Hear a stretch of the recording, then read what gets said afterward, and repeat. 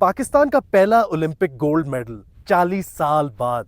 इस चीज़ का क्रेडिट सिर्फ और सिर्फ अरशद नदीम को जाता है, उसके गांव को जाता है, उसके स्पॉन्सर्स को जाता है, उसके कोच को जाता है और शायद कुछ और लोग हों जिनका मुझे नहीं पता, जिनको ये क्रेडिट जाता है।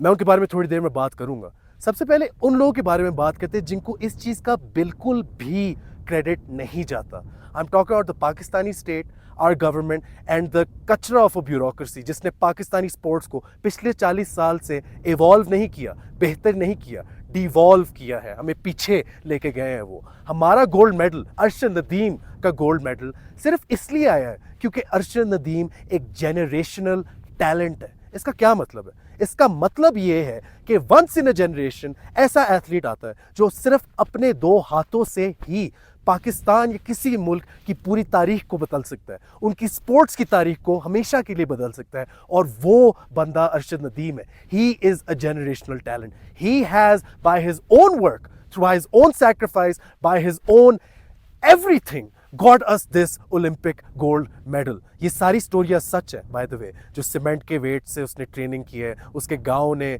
पिच इन करके उसको ओलंपिक्स में भेजने में मदद की है। अरशद नदीम जैसा एथलीट बाय द वे कोई नया नाम नहीं है। हमने 2 साल पहले अरशद नदीम का इंटरव्यू किया था ऑन द माइक में, when he ranked at the Commonwealth games. We have been seeing this guy do this. The government for some reason has not been supporting him. अगर आपका ऐसा एथलीट है जो ओलंपिक्स में जा रहा है, उसको क्यों पैसे इकट्ठे करके एक नया जैवलिन लेने की जरूरत पड़ रही है? क्यों ये मसले हो रहे हैं कि यार इतना मुश्किल है ऐसे जेनरेशनल टैलेंट को ओलंपिक्स में भेजने में? It is absolutely disgusting. It is absolutely deplorable. और अब क्या नैरेटिव चल रहा है by the way? Also welcome to on the mic. मेरा नाम दानियल नासिर मिर्जा है। आज इंट्रो करने का दिल नहीं कर रहा था। मैं 13,500 फुट की बुलंदी पे खड़ा हुआ अभी एट दियोसाई नेशनल पार्क। मैं पहली दफ़ा 5 साल में एक वेकेशन ली थी और मेरे से नहीं रहा गया। अनफॉर्चुनेटली मेरे से नहीं रहा गया क्योंकि क्या न्यूज़ साइकिल चल रहा है पिछले 2 दिन से, जब से अरशद नदीम गोल्ड मेडल जीता है। जी हमारी विजन थी सर, कॉन्ग्रेचुलेशंस टू यू, ये आपका बच्चा है सर, ये हमारी लॉन्ग टर्म विजन की वजह से हमें ओलंपिक गोल्ड मिल गया है, let's go. It is absolute crap, it's a lie. ये झूठ बोल रहे हैं आपसे, अपने आप से भी झूठ बोल रहे हैं। शर्म की बात है कि इन लोगों ने इस तरह के झूठ बोले पब्लिकली और अभी भी मुसलसल बोली जा रहे हैं। They want us to believe कि इन लोगों की वजह से अरशद नदीम गोल्ड मेडल लाए। वो लोग जो ओलंपिक्स में 7 लोगों से ज्यादा एथलीट्स भेज नहीं सकते, जो टैलेंट ढूंढने में, डेवलप करने में उनको कोई आइडिया नहीं है कि उन्हें क्या करना है। They have absolutely no idea what is our system. ये अपने आप से सवाल पूछें, व्हाट इज आवर सिस्टम? इस मुल्क में कौन सा सिस्टम है जिसकी वजह से एक बच्चा ख्वाब देख के एथलीट बनने का, एक चीज़ में इनरोल हो सकता है या किसी पाथवे को फॉलो कर सकता है और उसको लगे कि ये एक लुक्रेटिव करियर है, मैं ये कर सकता हूँ। मेरे सामने पिछले 5 साल इतने एथलीट्स आए हुए हैं, उनके करियर्स आए हुए हैं, उनकी जिंदगियाँ आए हुए हैं स्पोर्ट्स के पीछे, जो एग्जिस्ट नहीं करते क्योंकि उनके अंदर पैशन है, लेकिन इस हुकूमत, इस स्टेट के अंदर कोई शर्म नहीं है। They have no capability of developing talent. We have no systems in play. Tell me when I'm telling lies. We have absolutely nothing in place in Pakistan जिसकी वजह से एथलीट्स आगे बढ़ सके। उनकी अपनी मेहनत है and that's about it. The government will lap up every opportunity they get to say कि जी हमने किया। और मैं किसी एक हुकूमत की भी नहीं बात कर रहा। I'm talking about an amalgamation of the last 40 years of every sitting government जो आई है और गई है, जिनके पर्सपेक्टिव में, जिनकी प्रायोरिटी में स्पोर्ट्स बिल्कुल भी नहीं है, ना था, ना रहेगा, क्योंकि उनके लिए सिर्फ और सिर्फ एक चीज़ मैटर करती है, ये याद रखिएगा, PR।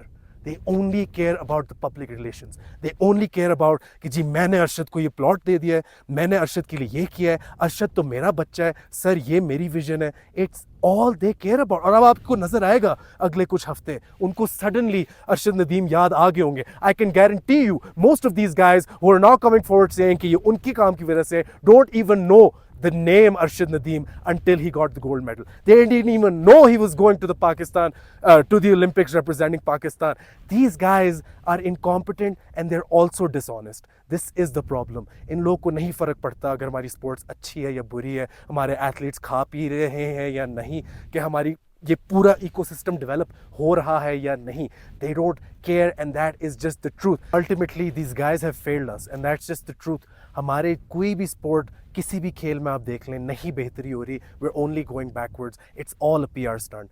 मैं सिर्फ आप लोगों से ये कहूँगा कि इस चीज़ में जिस बंदे को क्रेडिट जाता है, and needless to say, is Arshad Nadeem. He is my hero now, he should be yours as well. He is what embodies Pakistan. Pakistan का यही मायने है अर्शद नदीम, कि हमारे पास हो या ना हो कुछ, हम फिर भी करके रहेंगे. हमसे रहा नहीं जाता, हम करेंगे. अगर हमारे पास जिम नहीं है, हम सीमेंट के वेट्स बनाएंगे, हम ट्रेनिंग करेंगे, हम जाएंगे. हमारे पास तरीके नहीं है, हमारे पास सपोर्ट नहीं है, लेकिन भाई हम तो करेंगे. हमें नहीं पता. He is Pakistan. He is Pakistan's sweetheart, and we should always look up to him as the guy who changed Pakistani sports for the better through his own work. He's bigger than cricket for me right now, and he should be for you as well. He is bigger than any other athlete who's outperformed anyone else. He is the greatest thing that's happened to Pakistan in a very long time, and I hope and I pray कि इसकी वजह से हमारी sporting पूरे सब culture में थोड़ी सी बेहतरी आए. बट अल्टीमेटली इस वीडियो को बनाने का मकसद यही था कि वो लोग जो क्रेडिट लेने की कर रहे हैं, उनको आप क्रेडिट ना लेने दें. Let them know that we are on to you.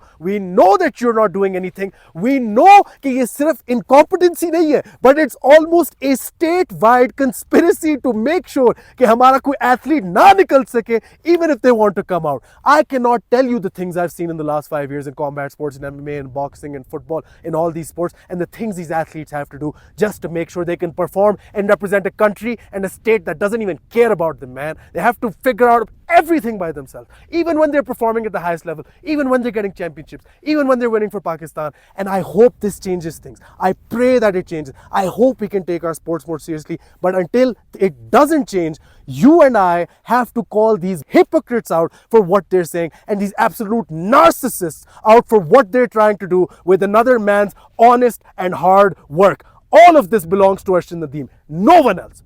Remember that. He gave us a moment we will remember for the rest of our sporting history. Standing next to India in a podium, the subcontinent won, hugging his brother, making sure he is consoled as well. Chopra's mother is a diamond in the rough. She is absolutely brilliant person, saying that Nadeem is just as much of a son to her as her own son.